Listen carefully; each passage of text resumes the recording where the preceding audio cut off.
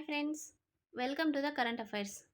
కేంద్ర ఆర్థిక శాఖ మంత్రి నిర్మలా సీతారామన్ ప్రవేశపెట్టిన మొత్తం బడ్జెట్ 48,20,512 కోట్లు. మొరార్జీ దేశాయ్ తర్వాత అత్యధిక సార్లు కేంద్ర బడ్జెట్ను ప్రవేశపెట్టిన ఆర్థిక మంత్రిగా రికార్డు సృష్టించడం జరిగింది.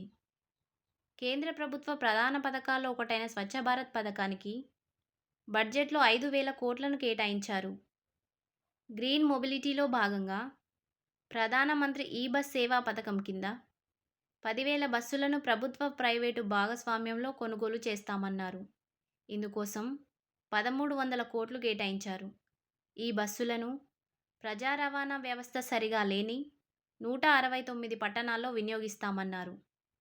ప్రధానమంత్రి గ్రామీణ సడక్ యోజన 4వ దశ కింద 25,000 గ్రామీణ ఆవాస ప్రాంతాలకు రహదారి అనుసంధానత కల్పించనున్నట్లు ప్రకటించారు. జనగణన జాతీయ జనాభా పట్టిక ప్రక్రియ కోసం 1,309.46 కోట్లను కేటాయించారు.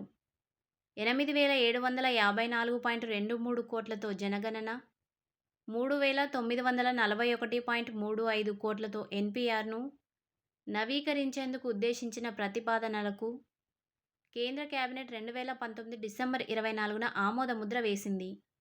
సామాజిక న్యాయం, సాధికారత విభాగానికి 13,539 కోట్లను వెచ్చించనుంది.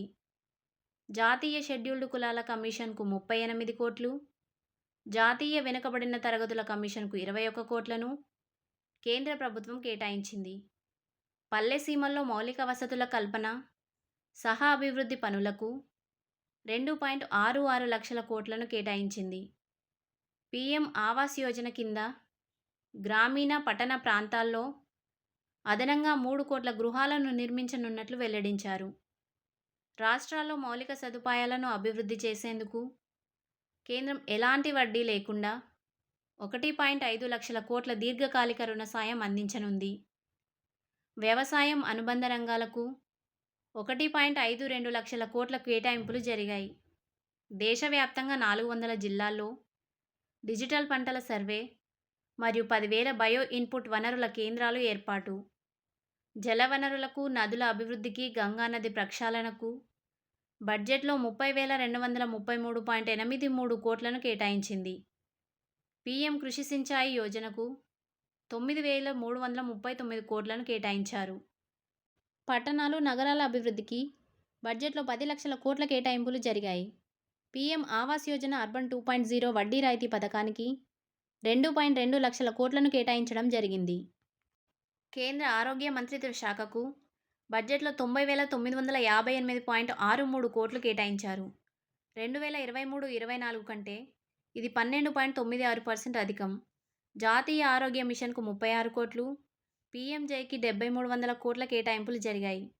కేంద్ర బడ్జెట్లో విద్యారంగానికి 1.20 లక్షల కోట్ల కేటాయింపులు జరిగాయి. గత ఆర్థిక సంవత్సరంతో పోలిస్తే 9,000 కోట్లు తగ్గించారు.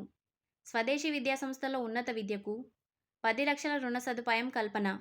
గిరిజనుల సామాజిక ఆర్థిక పరిస్థితుల అభివృద్ధికి ఉద్దేశించి ప్రవేశపెట్టిన పీఎం జన్ జాతీయ ఉన్నత్ గ్రామ అభియాన్కు 13,000 కోట్లు కేటాయింపులు జరగ్గా, మరోపక్క పీఎం ఆది ఆదర్శ్ గ్రామ యోజనకు 1,000 కోట్లు కేటాయించారు.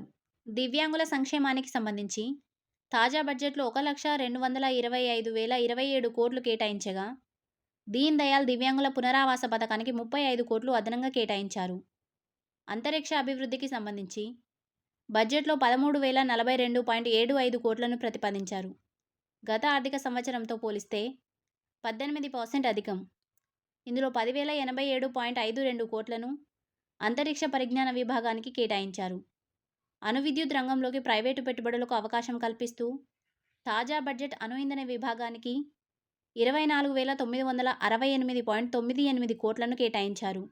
రైల్వేకు కేంద్ర బడ్జెట్లో 262.200 కోట్లు కేటాయింపులు జరగ్గా, అందులో 108.795 కోట్లు భద్రతా కార్యకలాపాలకే వెచ్చించనున్నారు.